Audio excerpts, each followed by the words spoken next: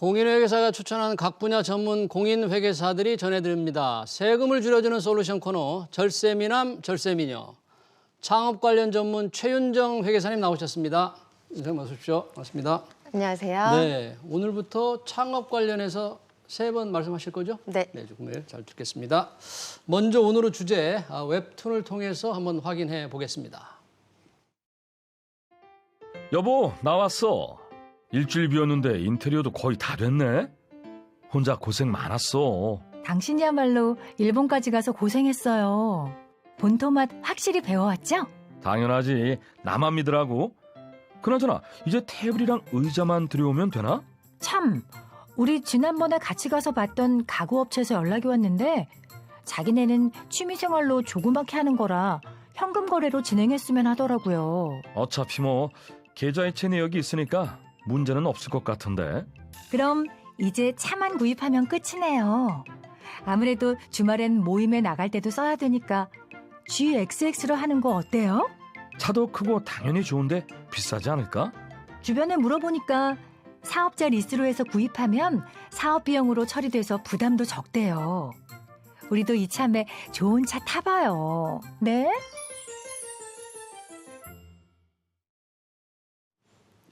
네, 자기 파시는 분 좋은 차 타고 싶어 하는데 개인 사업자분들이 저렇게 차를 살 때 리스로 구입하는 게 유리합니까? 할부로 사는 거하고 어떻게 다른가요?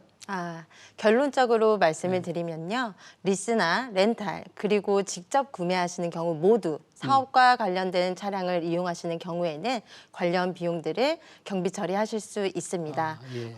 그런데 리스나 렌탈 같은 경우는 매달 지출하시는 금액이 있잖아요. 예. 그 금액을 비용 처리하시면 되고요. 직접 구입하시는 경우에는 일시 구입이라든지 할부 구입이라든지 구분하지 않고 감가상각비에 의해서 경비 처리하시면 되겠습니다. 직접 살 때는 감가상각으로 경비 처리한다. 감가상각 많이 들어봤지만 창업하시는 분들도 어느 정도 알겠지만 조금 더 설명이 필요할 것 같은데 감가상각이 어떤 건가요? 네, 간혹 사업자분들이 수익이 많이 발생한 해에 절세 방안으로 차량 구입 등을 좀 고려를 하시는데요. 이게 구입한 그 해에 모두 비용 처리가 되실 것이라고 생각하시기 때문입니다. 네. 하지만 방금 말씀드린 차량과 같은 고정 자산은 내용연수 기간 동안 감가상각비에 의해서 매년 나누어서 경비 처리가 되는데요. 예. 여기서 감가상각비가 뭐냐 하면요. 예. 차량, 설비 등 고정 자산이 노후화된 가치를 네. 법이 정한 계산 방법에 따라 일정 기간에 배분하기 위한 비용입니다. 예. 네, 그래서 자산별로 세법상으로는 내용 연수들이 규정이 되어 있는데요. 내용 연수요. 네, 보시는 것처럼 내용 연수는 각 종류별로 차이가 있고요. 예. 선택하시는 감가상각 방법에 따라 각 기간마다 비용 처리되는 효과가 다르니 유념하시기 바랍니다. 감가상각하는 어떻게 하느냐에 따라서 비용 처리가 저렇게 다르다는데 그게 꽤 중요할 것 같아요. 그러면 어떻게 하느냐 그 방법에 따라서 비용이 얼마나 차이가 나나요? 네, 내용 연수 동안 비용을 인식하는 방법은 여러 가지가 있는데요. 세법상에서는 정액법과 정률법을 인정하고 있습니다. 이름에서 느껴지시는 바와 같이 정액법은 취득금액에 대해 매년 일정한 금액을 감가상각하는 거고요. 예. 정률법은 감가상각하고 남은 장부금액에 대해서 매년 일정한 비율로 감가상각을 하는 방법입니다. 예. 일반적으로 정률법을 선호하는데요. 네. 그 이유는 사례를 들어서 한번 확인을 해보겠습니다. 네. 법인이 아닌 개인 사업자가 기준 내용 연수가 5년인 고정 네. 자산을 1억 원에 구입한다고 가정을 했을 때 네. 각각 정액법과 정률법으로 매년 비용 처리가 어떻게 달라지는지 표로 정리를 해보았습니다. 예. 지금 표를 보니까 정액법, 정률법 다 비용 처리는 1억 원으로 같은데요? 네, 맞습니다. 보시는 바와 같이 정액법은 매년 일정한 금액으로 비용 처리가 되고요. 정률법은 내용 연수 초기에는 많은 비용 처리가 되지만 후반으로 갈수록 그 금액이 점점 줄어들게 됩니다. 예. 그렇기 때문에 내용 연수 전체 기간으로 보면 예. 총 1억 원이 경비 처리되는 것은 모두 동일하긴 합니다. 음. 하지만 정액법 같은 경우는 예. 수익이 적든 많든 매년 동일한 비용을 인정받게 되지만요. 예. 정률법의 경우에는 이전 연도까지 감가상각으로 인정받았던 감가상각 누계액에 따라서 매년 그 한도가 바뀌게 되는 거죠. 예. 그래서 정률법 적용 시에는 수익이 적은 해에는 감가상각을 인식하지 않게 되면요. 추후 내용연수에 따라서 더 많은 감가상각비를 인식할 수 있게 되고요. 이렇게 이런 부분들을 잘 이해하고 계신다면 예. 감가상각비만으로도 세금을 조절해서 절세하실 수 있는 겁니다. 그렇군요. 일단 뭐 사업을 처음 시작하면 수익이 많이 안 나잖아요. 네. 그런 거 보면은 저 표를 보면 수익이 좀 초기에 적을 걸 대비해서 정률법을 적용하는 것이 조금 유리하게 보이네요. 그러면 아까 웹툰에서도 그랬는데 부부가 좀 뭐 좋은 차를 사겠다 그러는 것 같은데 어떤 차든 다 비용 처리가 돼요? 네, 사실 몇 가지 요건을 갖추시면 가능하긴 합니다. 사업자가 이용하는 차량은 여러 가지가 있을 수가 있고 또 업무와 관련해서 사용한 경우에 한해서만 비용 처리가 가능한데요. 네. 재고를 납품할 때 사용하는 트럭이라거나 또 영업 직원들이 출장용으로 사용하는 승용차 등 그 종류가 매우 다양하죠. 네. 하지만 방금 말씀하신 것처럼 웹툰에서 부부가 예. 구매하려고 하는 차량 같은 경우는 개별 소비세가 과세되는 차량인데요. 아. 이런 차량들은 예. 업무에 사용을 했는지 사적으로 사용했는지 사실 구분하기가 조금 어렵습니다. 네. 그래서 업무용이라는 명목하에 고가의 차량을 무분별하게 사용하고 네. 또 게다가 경비까지 인정받게 되는 것을 제재하기 위해서 네. 세법상으로는 몇 가지 규정을 두고 있습니다. 아, 그래요? 그러면 말씀하신 대로 세법상 이제 업무용 차량에 대한 비용 인정 기준이 있다면 그게 구체적으로 어떻게 되나요? 이 인정 기준. 우선 예. 트럭이나 9인승 이상의 승합차 같이 외관상으로도 업무와 관련이 있다고 인정되는 차량과 경차 등은 이 규정의 적용 대상에서 제외가 되고요. 개별 소비세가 과세되는 승용 자동차가 그 대상이 되게 됩니다. 참고로 개별 소비세 과세 대상이 아닌 차량의 네. 경우에는 부가가치세법상 매입세액도 공제가 가능하기 때문에 예. 비용 절감 측면에서 함께 고려하시면 좋을 것 같습니다. 네. 그럼 방금 질문하신 구체적으로 업무용 차량에 대한 비용 인정 기준, 예. 네, 말씀을 좀 드릴게요. 예. 네. 임직원만이 운전 가능한 임직원 전용 자동차 보험에 기본적으로 가입을 하셔야 하고요. 임직원 전용 자동차 보험. 네. 업무용 자동차를 사용하실 때 운행 기록부를 작성을 하셔야 합니다. 운행 기록부 작성하고요. 네. 운행 기록부 중에서 업무 사용 비율만큼만 비용으로 인정이 되는데요. 예. 이를 작성하지 않은 경우라 하더라도 예. 대당 1,500만 원까지는 비용을 인정해주긴 합니다. 예. 네. 그런데 만약에 업무 사용 비율을 초과해서 사업 비용으로 처리를 하게 되시면 그만큼 소득 금액이 줄어들기 때문에 네. 추후에 과소신고 가산세를 부담하실 수도 있게 됩니다. 네. 그리고 마지막으로 앞서 설명한 감가상각비와 관련하여서는요. 네. 업무용 자동차의 경우에는 매년 800만 원만 한도로 정하고 있습니다. 아, 감가상각비 매년 업무용 자동차 800만 원. 네, 그것도 잘 지켜봐야 될 것 같고요. 지금 웹툰에서 남편이 왜 일본 출장 갔다 오고 그랬잖아요. 네. 그리고 창업 관련해서 갔을 텐데 그렇게 해외 출장 비용도 뭐 사업 비용 처리 가능하겠죠? 다? 네, 물론입니다. 해외 여비의 경우라고 하더라도 업무 수행과 관련이 있다고 인정이 되면 경비 처리 가능하신데요. 출장을 목적으로 여행을 가셨다가 네. 관광까지 하고 오시는 경우 있으시잖아요. 네. 그런 경우에는 그 해외여행에서 발생한 여비를 업무 수행상 필요하다고 인정되는 기간과 네. 그렇지 않은 기간의 비율에 따라서 안분을 하게 되고요. 아. 그렇게 인정되는 기간에 대해서만 경비 처리를 하실 수 있습니다. 네. 여기서 사실 주의하실 것은요. 예. 패키지 여행 등을 가시기도 하는데 그렇죠. 이때도 뭐 여쭤보시긴 하거든요.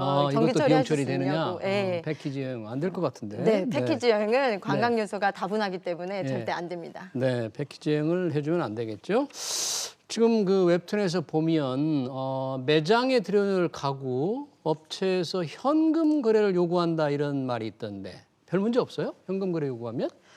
사실 웹툰에서 가산세 요소들이 몇 가지 있었는데 가산세? 그 중에 하나가 예. 이 가구 구입과 관련된 내용입니다. 온라인에서 판매하는 그 업체가 현금 거래만을 요구를 하는 걸 봤을 때 예. 정황상 제가 생각하기에는 미등록 사업자의 경우가 아, 있거든요. 현금 거래 네. 요구하는 거 보니까 등록하지 않은 사업자다. 네. 미등록 사업자는 뭐냐면요. 네. 실제로 사업은 영위를 하고 있지만 예. 세금을 회피할 목적으로 사업자 등록을 하지 않고 다소 음성적으로 사업을 하시는 분들인데요. 예. 이분들은 사업자 등록번호가 없다 보니 예. 세금 계산서를 발급하실 수 없고요. 이런 분들과 거래를 하시게 되면 적격증빙인 세금 계산서를 수취하지 못하기 때문에 예. 이것과 관련하여서도 가산세를 물게 됩니다. 네. 그렇군요. 가산세를 물게 되니까 미등록 사업자고 할 때는 좀 주의를 해야 될 것 같은데 지금까지 이제 창업 준비한 얘기고 창업 이후에도 좀 매출과 관련해서 주의할 사항이 있을 것 같아요. 어떤 게 있나요? 네, 앞서 계속 비용에 대해서만 말씀을 네. 드렸는데 수익에 대해서도 주의하실 부분 당연히 있고요. 대부분 이제 가끔 들어오는 질문이 매장에서 현금 매출이 있는데 이거 꼭 신고해야 되나요? 현금으로 받은 거 신고하고 싶지 않겠죠? 네, 질문들 하시는데요. 네.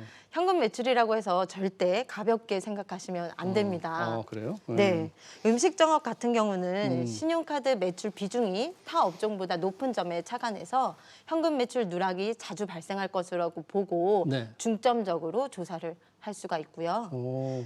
네, 그리고 프랜차이즈 가맹점 같은 경우는 예. 프랜차이즈 본사에 포스 단말기 매출 데이터가 있을 거잖아요. 그 데이터를 가지고 현금 매출액을 추정할 수도 있습니다. 네. 그리고 또 사장님의 카드뿐만이 아니라 네. 배우자나 가족 카드에 종합적으로 합산을 해서 신고된 소득 대비 카드 사용 비율이 높다면 현금 매출 누락이 있을 것으로 판단할 여지가 있습니다. 아, 그렇군요. 야, 생각보다 국세청이 굉장히 철저하게 조사를 하는 것 같은데 만약에 매출 누락, 현금으로 받아서 매출 신고를 안 한 게 드러나게 되면 어떤 불이익을 받나요? 네, 당연히 세무조사를 받을 가능성이 높아지겠죠. 세무조사. 예. 네, 세무당국에서는 신고서와 자료 등의 성실도를 전산으로 분석해서 불성실하게 신고했던 혐의가 있는 사업자를 조사 대상자로 선정을 하게 되는데요. 예. 이런 경우에 세무서에서는 사업자에 대한 과세 정보를 누적하여 관리하고 있다가 한꺼번에 추징한다는 기본 방침이 있습니다. 네. 이때는 본래 내야 했던 세금에 더해서 각종 가산세까지 징수를 하게 되고요. 예. 세무조사할 때 사기 등의 혐의로 부정한 방법으로 탈세를 한 게 드러난 경우에는 조세범 처벌법에 따라 처벌까지도 가능합니다. 지금 뭐 가산세 말씀을 해주셨는데 가산세도 모이면 적지 않을 것 같아요. 어때요? 네, 국세청에서 자주 쓰던 표현 중에 예. 성실 신고가 최선의 절세 방안이라는 말이 있거든요. 예, 그렇죠. 이 말을 뒤집어서 생각을 해보면요. 예. 성실 신고를 하지 않으면 세금을 더 많이 내게 된다라는 의미가 되겠죠. 예, 그러겠죠. 네. 그렇군요. 그래서 앞서 말씀드린 사례처럼 예. 소득 금액을 과소하게 신고를 한다거나 또 각종 세법상의 의무들을 이행하지 않은 경우에는 무거운 가산세가 매겨지기도 합니다. 네. 그러면 예. 현금 매출을 누락한 경우로 예를 한번 들어보겠습니다. 예. 만약에 웹툰에서 부부가 예. 2021년 소득세 신고 시 소득 1억 원을 신고하였고 예. 2022년 12월 31일에 세무조사 시 5천만 원의 현금을 누락하였다고 적출이 되었다고 가정을 해보면요. 예. 보시는 바와 같이 누락된 소득에 대해 본래 내야 했던 세금 2,250만 원에 더해서 예. 과소 신고한 세액에 대한 신고 불성실 가산세 225만 원이 발생을 하고요. 예. 또 과소 신고했기 때문에 당연히 납부하지 않았겠죠. 예. 그 납부하지 않았던 것에 대한 불성실 가산세 예. 160만 원이 발생을 하게 됩니다. 결국 본세의 17%를 초과하는 가산세까지 부담을 하게 되는 것이죠. 그렇군요. 신고 불성실에다가 납부 불성실까지 합치면 지금 가산세가 거의 400만 원 가까이 되지 않습니까? 네. 가산세는 어떻게 매겨지나요?